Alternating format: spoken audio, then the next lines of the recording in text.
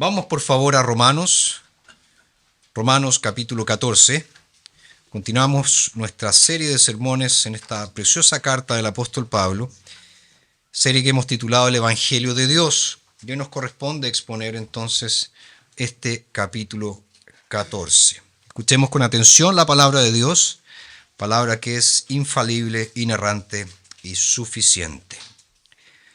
Reciban al débil en la fe, pero no para contender sobre opiniones, porque uno cree que puede comer de todo, y el débil solo come verduras. El que come no menosprecie al que no come, y el que no come no juzgue al que come, porque Dios lo ha recibido. ¿Quién eres tú que juzgas al criado ajeno? Para su propio Señor está en pie o cae, pero será afirmado, porque poderoso es el Señor para afirmarle. Mientras que uno hace diferencia entre día y día, otro juzga iguales todos los días. Cada uno esté convencido en su propia mente. El que hace caso del día, para el Señor lo hace. El que come, para el Señor come, porque da gracias a Dios, y el que no come, para el Señor no come y da gracias a Dios. Porque ninguno de nosotros vive para sí, ninguno muere para sí. Pues si vivimos, para el Señor vivimos, y si morimos, para el Señor morimos. Así que, sea que vivamos o que muramos, somos del Señor. Porque Cristo para esto murió y vivió, para ser el Señor así de los muertos como de los que viven. Pero tú, ¿por qué juzgas a tu hermano? O tú también, ¿por qué menosprecias a tu hermano? Pues todos compareceremos ante el tribunal de Dios, porque está escrito: vivo yo, dice el Señor, que ante mí se doblará toda rodilla y toda lengua confesará a Dios. De manera que cada uno de nosotros rendirá cuenta a Dios de sí mismo. Así que no nos juzguemos más los unos a los otros, más bien determinen no poner tropiezo u obstáculo al hermano. Yo sé, y estoy persuadido en el Señor Jesús, que nada hay inmundo en sí, pero para aquel que estima que algo es inmundo, para él sí lo es. Pues si por causa de la comida tu hermano es contristado, ya no andas conforme al amor. No arruines por tu comida a aquel por quien Cristo murió. Por tanto, no dejen que se hable mal de lo que para ustedes es bueno, porque el reino de Dios no es comida ni bebida, sino justicia, paz y gozo en el Espíritu Santo. Porque el que en esto sirve a Cristo agrada a Dios y es aprobado por los hombres. Así que sigamos lo que contribuye a la paz y a la mutua edificación. No destruyas la obra de Dios por causa de la comida. A la verdad, todas las cosas son limpias, pero es malo que un hombre cause tropiezo por su comida. Bueno es no comer carne, ni beber vino, ni hacer nada en que tropiece tu hermano. La fe que tú tienes, tenla para contigo mismo delante de Dios. Dichoso el que no se condena a sí mismo con lo que aprueba. Pero el que duda al respecto es condenado si come, porque no lo hace con fe. Pues todo lo que no proviene de la fe es pecado. Hasta allí la lectura para hoy. En las últimas semanas nosotros hemos estado analizando esta segunda gran división de la carta del apóstol Pablo a los romanos. Esta gran división que, como ya dijimos, comienza en el capítulo 12 y va hasta el capítulo 15. Y hemos visto que esta segunda gran división es la parte práctica de la carta. Y en ella el apóstol Pablo ha enfatizado diversos asuntos. Nos habló de la consagración total de nuestras vidas en los dos primeros versículos del capítulo 12. Después nos habló del servicio humilde en la iglesia, versículos 3 al 8 del capítulo 12. Nos habló del amor a los demás, versos 9 al 21 del capítulo 12. De la sujeción a las autoridades, capítulo 13, los primeros 7 versículos. Y también nos habló del cumplimiento de la ley en amor, versículos 8 al 14 del capítulo 13. En nuestro texto de hoy, en el capítulo que acabamos de leer, el apóstol Pablo aplica este deber de amarnos los unos a los otros en un área bien específica de la iglesia. ¿A qué me refiero? A aquella área que podríamos definir como desacuerdos entre cristianos. Desacuerdos entre cristianos.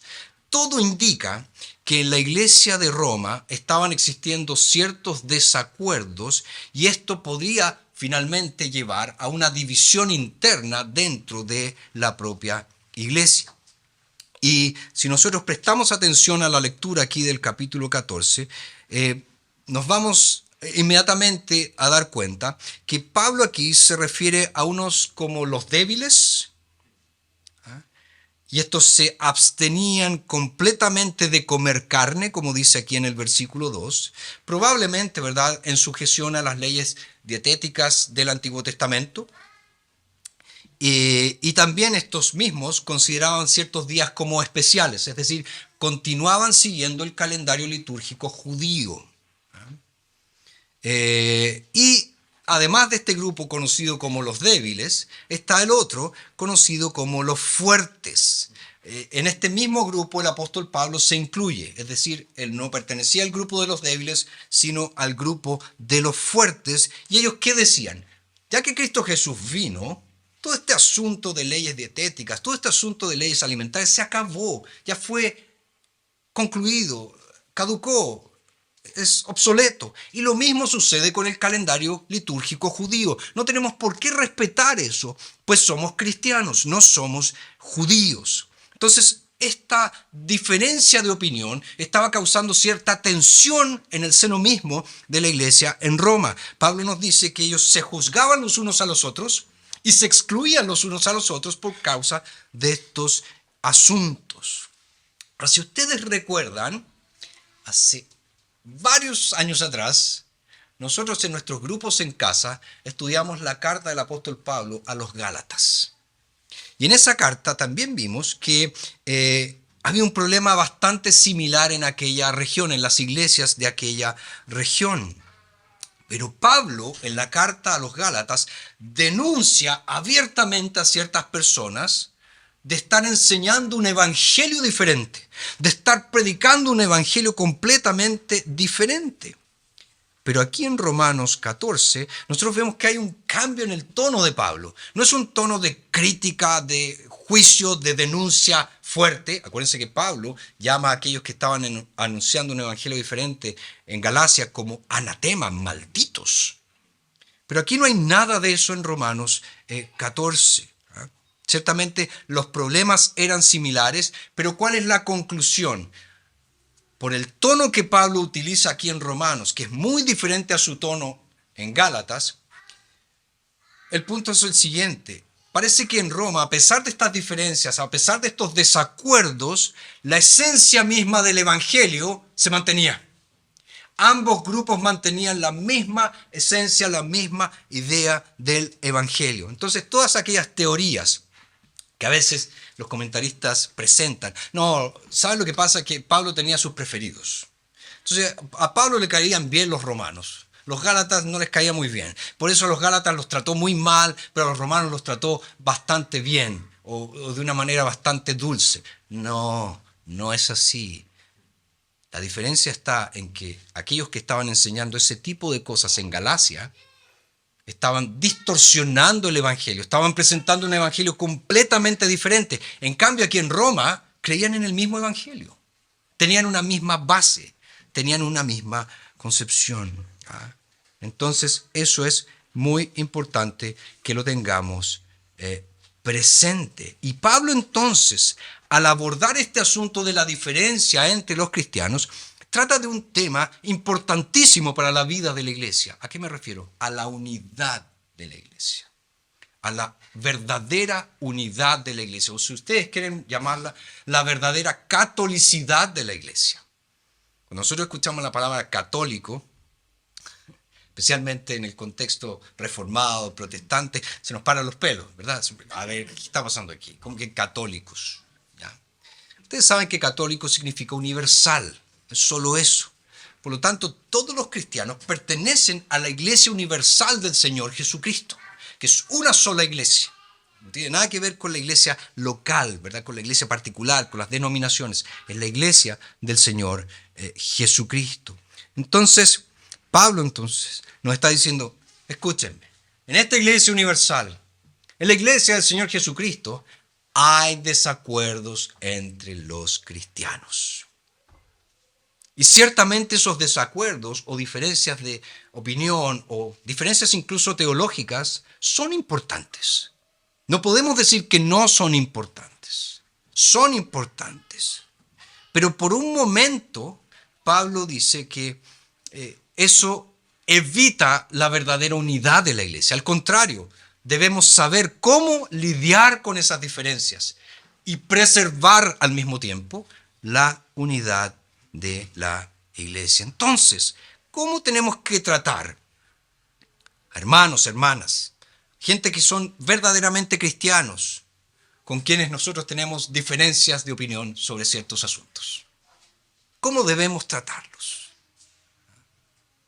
O más precisamente, ¿cómo debemos tratar a aquellos que Pablo designa como débiles en la fe? ¿Cómo tratamos a los débiles en la fe? Recuerden, creemos exactamente en el mismo evangelio. ¿Son nuestros hermanos y hermanas en Cristo Jesús? Pero, ¿cómo los tratamos? ¿Cuál es la forma de relacionarse con ellos, preservando así la unidad de la iglesia de Cristo? Ahora, este capítulo 14 nos presenta dos grandes secciones. La primera, que va del verso 1 al 12, en la que Pablo nos presenta las causas, las razones, los motivos para recibir a los débiles en la fe. Es decir, ¿por qué tenemos que recibir a los débiles en la fe? En la segunda sección, que va del verso 13 al 23, Pablo nos presenta un camino, nos presenta la manera en que debemos recibir a estos débiles en la fe. Por lo tanto, a la luz de todo lo que he mencionado hasta aquí, nuestro tema para hoy es la vida en el cuerpo de Cristo. La vida en el cuerpo de Cristo. Vamos entonces con lo primero. ¿Por qué? ¿Por qué debemos recibir a los débiles en la fe? Bueno, lo primero que tenemos que decir y aclarar es que Pablo, al utilizar esta expresión débiles en la fe, no se está refiriendo a aquellos que tienen alguna inseguridad en su salvación o que tienen tal vez falta de confianza en su posición delante de Dios. No es eso. La expresión de Pablo tiene un significado muy específico. Pablo se está refiriendo a aquellos que tienen debilidades teológicas o debilidades de convicciones teológicas, podríamos llamarle. Entonces, no es que estas personas hayan abrazado un error fatal, no es que estas personas hayan abrazado una herejía destructiva, no. Han cometido ciertos errores teológicos, ciertos errores en su comprensión del Evangelio, pero a pesar de sus errores, son verdaderamente hijos e hijas de Dios. Y Pablo quiere entonces que, como dice el verso 1, los reciban al débil en la fe. Pero después dice, pero no para contender sobre opiniones. No para contender sobre opiniones. Y esta última expresión nos da una pista de cuál es en realidad el objetivo mismo de Pablo en este capítulo. Pablo no se dirige en este capítulo a los débiles en la fe. Al contrario, él se dirige a los fuertes, a aquellos que están bien teológicamente, a aquellos que están en lo correcto. Y le está diciendo a ustedes que están en lo correcto, déjenme decirles cómo deben tratar a sus hermanos y hermanas que no están completamente en lo correcto. Entonces, los trata de débiles, pero fíjense, es lo más duro que Pablo llega a hacer con ellos. En ningún momento dice, son un bando de ignorantes, o no sirven para nada, o no son presbiterianos. No dice nada de eso. Siempre los trata como débiles, es lo más duro que les dice. Entonces, el objetivo principal de Pablo, insisto, son estos fuertes, estos que tienen la doctrina correcta. Entonces, Pablo lo que él quiere es que se den cuenta de las implicaciones del Evangelio. Que estos fuertes capten las implicaciones del Evangelio que abrazan con tanta pasión, que abrazan con tanto deseo. Y fíjense que esto es algo muy importante en nuestros días. ¿Por qué digo eso? Porque los círculos presbiterianos, los círculos reformados, nosotros ciertamente amamos la sana doctrina. Realmente amamos la sana doctrina. Y porque amamos la sana doctrina, nos encanta tener la razón. Nos fascina tener la razón. Nos encanta ganar las discusiones teológicas. Y eso, en cierto sentido, está bien. ¿Ya? Pero nunca eso debería convertirse en una autorización, en un permiso, en una licencia para menospreciar a mis hermanos que no captan bien la verdad aún. Eso es muy importante. Entonces Pablo aquí nos ofrece, en primer lugar, 3 causas por las cuales los fuertes deben recibir a los débiles. Y la primera de ellas tiene que ver con el hecho de que Dios ha recibido a ambos. Dios ha recibido a ambos. Dios ha recibido tanto a los débiles como a los fuertes. Por lo tanto, nosotros no somos más sabios, no somos más santos, no somos más puros que el Señor. Fíjense los versos 3 y 4, dice, el que come no menosprecia al que no come, y el que no come no juzgue al que come, porque Dios lo ha recibido. ¿Quién eres tú que juzgas al criado ajeno?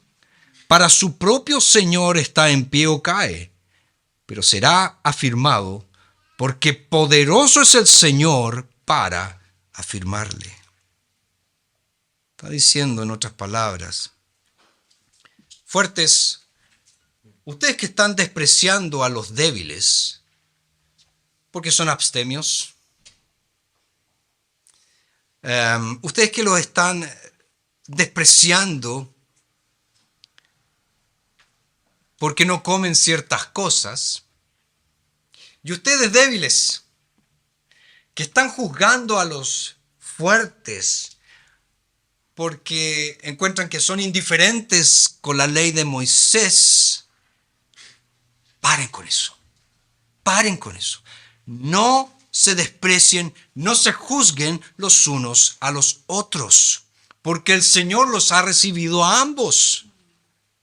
Ambos pertenecen al Señor.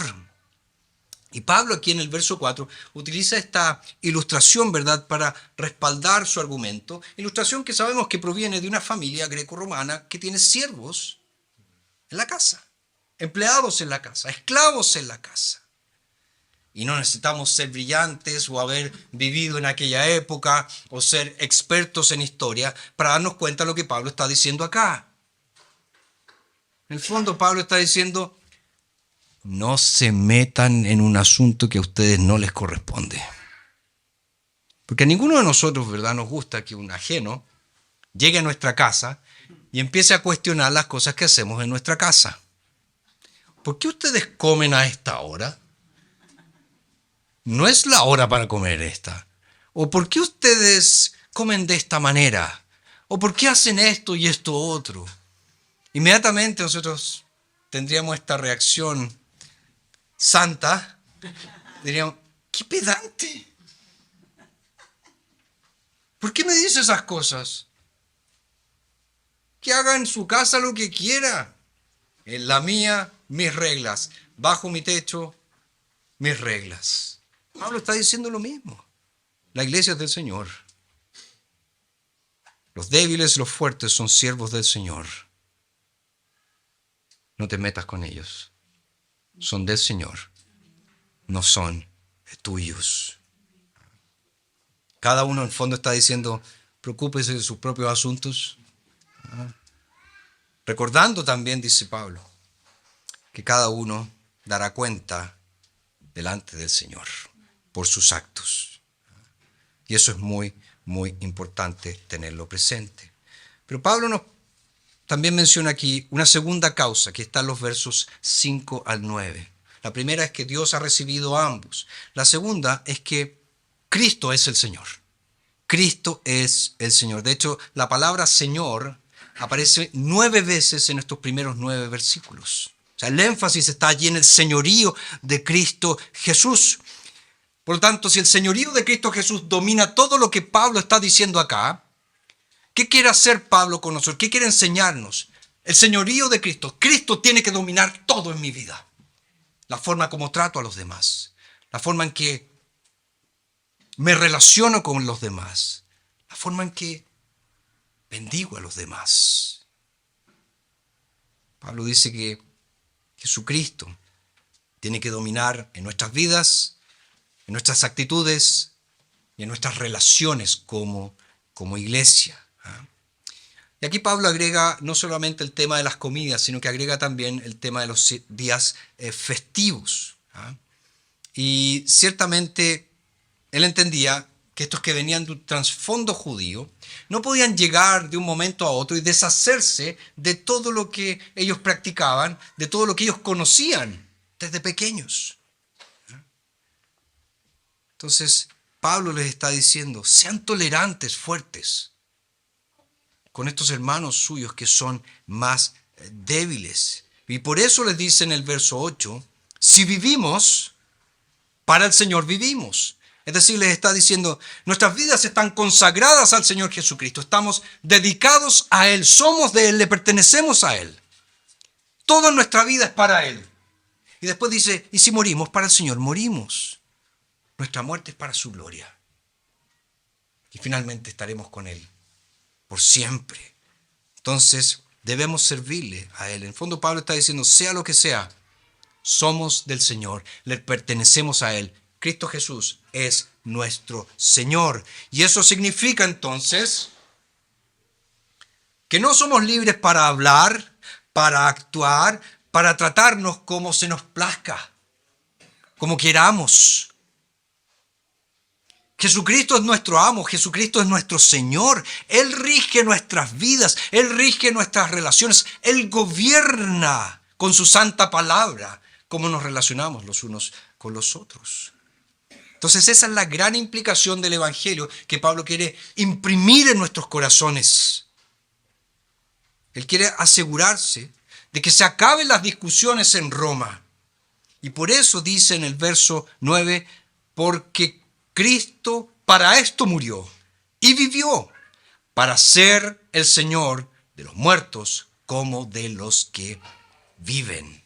En el fondo Pablo está diciendo, ¿para qué Cristo murió y resucitó? Porque esa es la esencia misma del Evangelio. ¿De qué se trata entonces el Evangelio? Del hecho de que Jesús vino, obedeció, derramó su sangre, murió y resucitó para convertirse en nuestro Señor, para ser nuestro Señor. Y lo hizo ciertamente para ejercer su dominio sobre todo su pueblo, sobre la iglesia de Cristo Jesús. Y finalmente nosotros sabemos que toda rodilla se doblará delante de Él. Por eso Pablo, en su primera carta a los Corintios, dice, han sido comprados por precio. Glorifiquen a Dios con su cuerpo. En el fondo está diciendo, le pertenecen a Él. Él es su Señor. Él los compró con su sangre. Él los compró con su muerte. Él está a cargo. Él es el jefe. Él manda. No ustedes. Dejen entonces de hacer juicios egoístas los unos hacia los otros. Paren con eso. Él es el Señor. No ustedes. Y la tercera causa la encontramos en los versos 10 al 12. Pablo dice que debemos recibirnos mutuamente debido a que tenemos que rendir cuentas ante el Señor. Debemos rendir cuentas ante el Señor. Fíjense ahí, verso 10. Pero tú, ¿por qué juzgas a tu hermano? O tú también, ¿por qué menosprecias a tu hermano? Pues todos compareceremos ante el tribunal de Dios, porque está escrito, vivo yo, dice el Señor, que ante mí se doblará toda rodilla y toda lengua confesará a Dios, de manera que cada uno de nosotros rendirá cuenta a Dios de sí mismo. Pablo está diciendo, un día Y ciertamente llegará ese día. Estarás delante de ese Señor que te recibió. Estarás delante de Él. Estarás cara a cara con Jesucristo, con el Rey de gloria, con el Rey exaltado. Y en ese día, ¿qué le vas a decir respecto a la forma en que trataste a tus hermanos más débiles? ¿Qué le vas a decir? ¿Ustedes creen que va a ser muy convincente llegar delante del Señor y decirles, bueno, pero yo tenía razón o no? ¿Nosotros estábamos en lo correcto o no?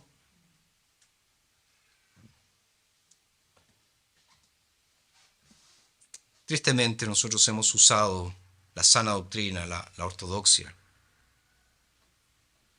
para excusar la forma mala en que tratamos a nuestros hermanos más débiles.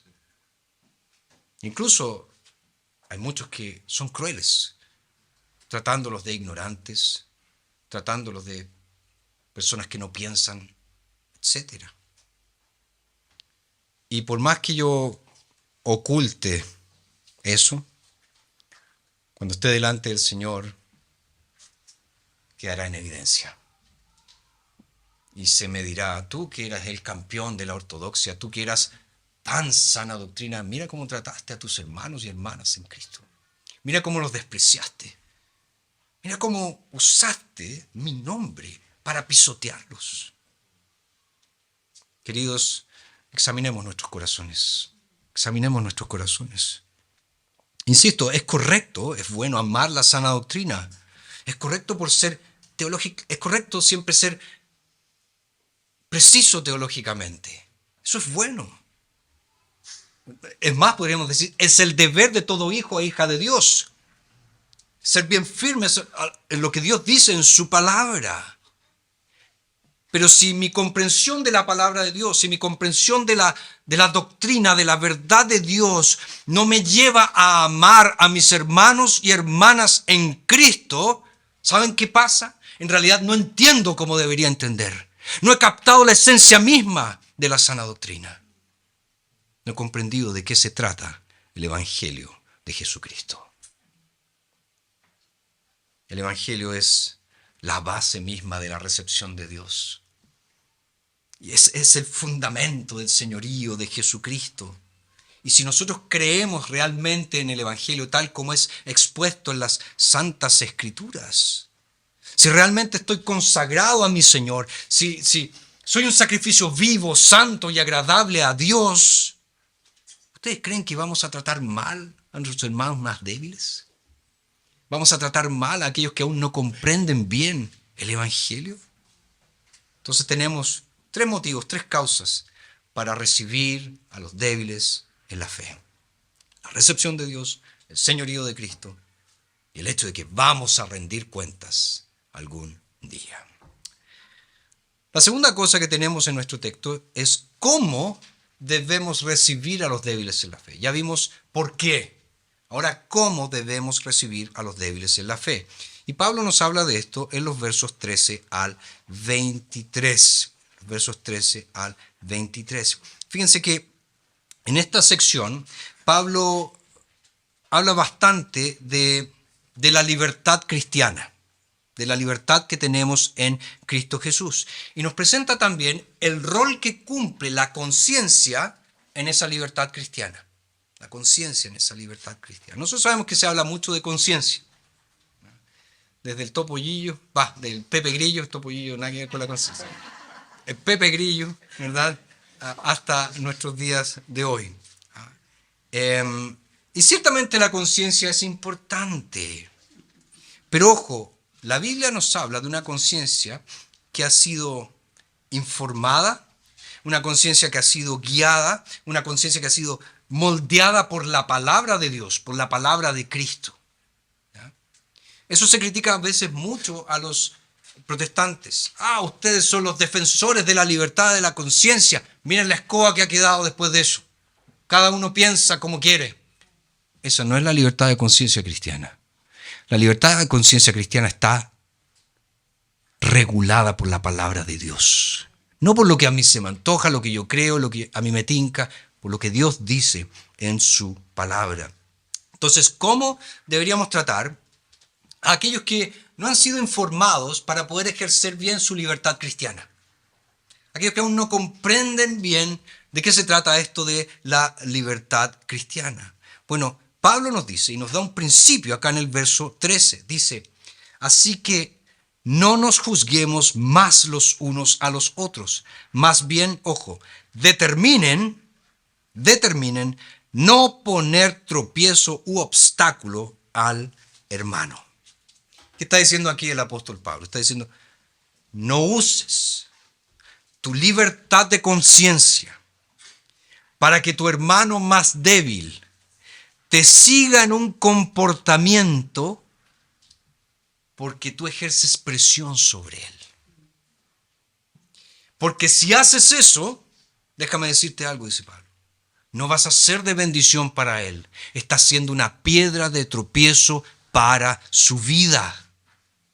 Entonces fíjense cómo esto de la conciencia, que obviamente está relacionado con la mente, juega un papel crucial aquí.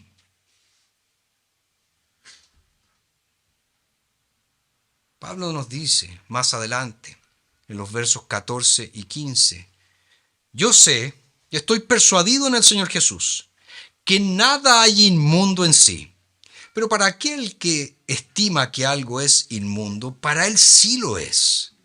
Pues si por causa de la comida tu hermano es contristado, ya no andas conforme al amor, no arruines por tu comida a aquel por quien Cristo murió.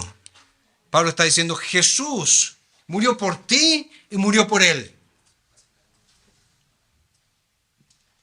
Quizás sepas que tienes la libertad de decirle a tu hermano, oye, tómate una cerveza, tómate una copa de vino, porque tú sabes que no hay nada malo en eso. Lo malo está en embriagarse, en emborracharse. Pero disfrutar de una buena copa de vino, disfrutar de algún trago, no hay ni un problema. El gran problema es la embriaguez. Entonces le puedes decir, tómate una copita de vino con la comida, te va a gustar, puedes hacer eso. Pero si tu hermano o hermana provienen de una tradición cristiana que cree que beber alcohol siempre es pecado, si tú lo incitas a beber, lo estás llevando a pecar, a pesar de que eso en sí no sea un pecado. Pablo dice, recuerda siempre, Jesucristo murió por esa persona. Jesucristo murió por él. Cristo lo dio todo por él. Entonces, ¿qué es lo que tienes que hacer tú, cristiano fuerte? ¿Qué tienes que hacer tú, cristiano maduro? Haz lo mismo que Cristo. Cristo renunció a su gloria para salvar pecadores. Por lo tanto, renuncia a tu libertad cristiana. Y no lo incites a hacer cosas que para él pueden ser pecado, sin que en realidad sean pecaminosas. Porque si no se hace eso, ¿cuál es el resultado? Es lo que dice Pablo aquí en el verso 16. Por tanto, no dejen que se hable mal de lo que para ustedes es bueno.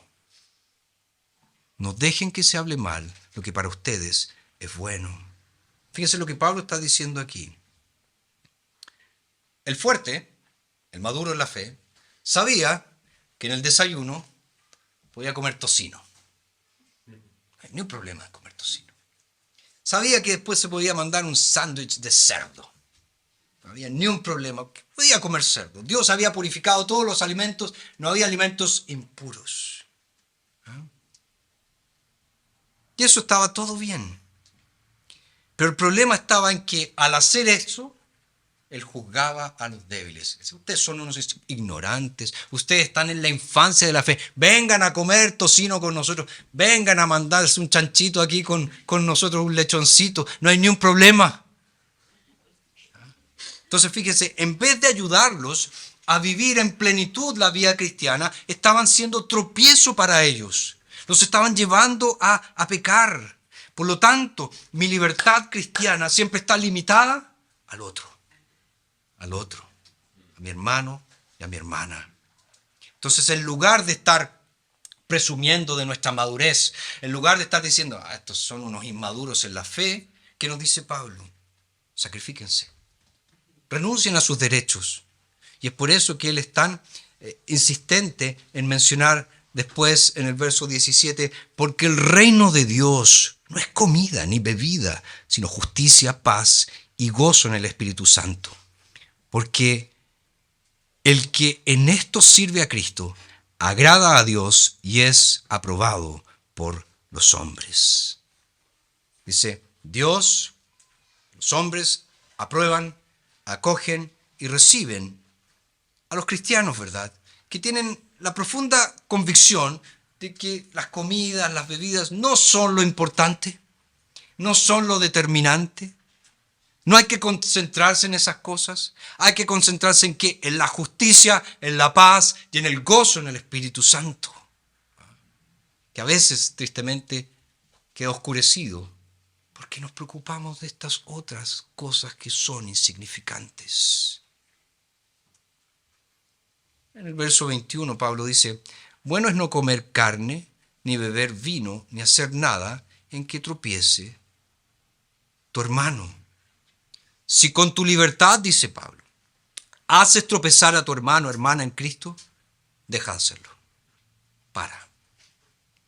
Muéstrales a Cristo. Muéstrales a Cristo Jesús. Y recuerda, Cristo lo dio todo por ellos. Cristo lo dio todo por ti.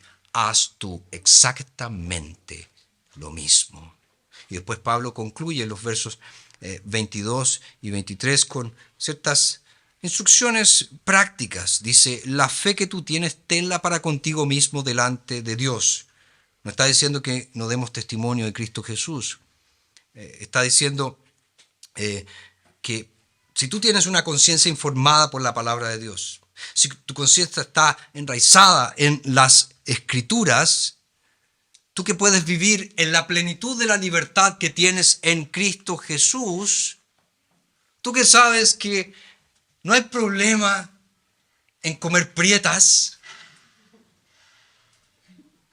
no hagas alarde de eso, no te jactes de eso, dice Pablo. Porque estás causando graves problemas. Tú que sabes que puedes beber vino cuando te comes un asadito, ¿eh? O cuando te comes un pescadito. No hagas alarde de eso. No pongas en tu Instagram, en tu Facebook, reformado bebiendo. No hagas esas cosas. No lo hagas. La prioridad aquí, dice Pablo, es la unidad del cuerpo de Cristo Jesús. No son mis derechos, no son mis privilegios. Amen tanto a la iglesia, dice. Amen tanto al cuerpo de Cristo, que estén dispuestos a renunciar a sus libertades por amor al cuerpo. Y después él añade, ¿verdad?, este principio fundamental cuando dice, dichoso, verso 22, el que no se condena a sí mismo con lo que aprueba. Pero el que duda al respecto es condenado si come porque no lo hace con fe, pues todo lo que no proviene de la fe es pecado. ¿Qué está diciendo Pablo aquí? Ojo con la duda. Ojo con la duda. Si tú tienes dudas de si algo puede ser pecaminoso o no, y aún así lo haces, estás pecando. ¿Será esto pecado?